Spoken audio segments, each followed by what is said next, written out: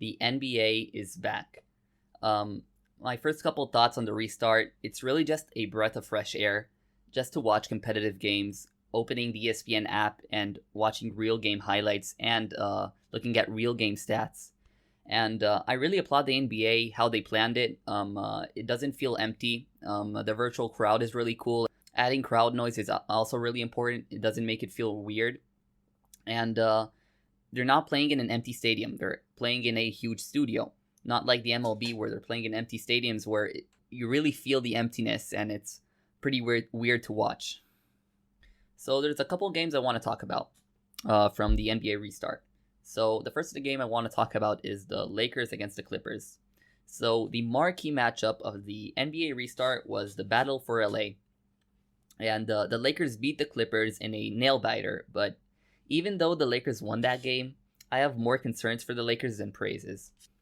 While the Lakers came into this game with full force, you know, LeBron James, Anthony Davis, Kyle Kuzma, Alex Caruso, even signing J.R. Smith to replace Avery Bradley, who didn't join the bubble, the Clippers were missing 2 out of their 4 most productive players due to quarantine.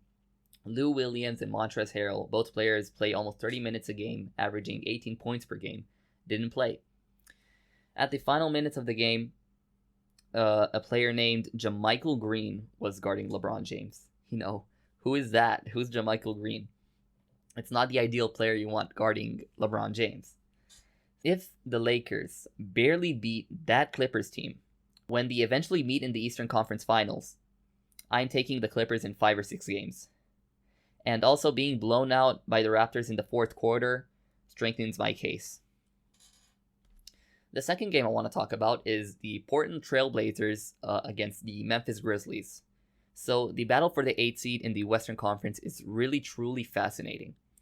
Because every single game, the Grizzlies, Trailblazers, Spurs, Kings, and Suns are fighting for their life to prolong their season. Every game is a playoff game.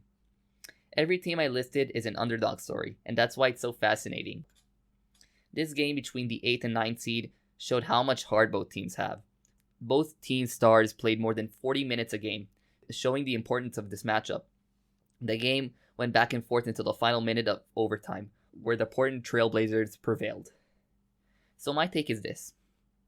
At the end of the regular season, if the gap of wins between the 8th and 9th seed is less than 4 wins, there'll be a tournament to decide who makes it to the playoffs.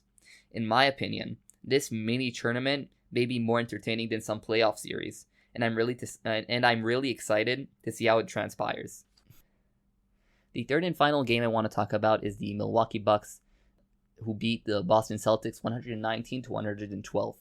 Giannis Antetokounmpo had an outstanding night. 36 points, 15 rebounds, 7 assists.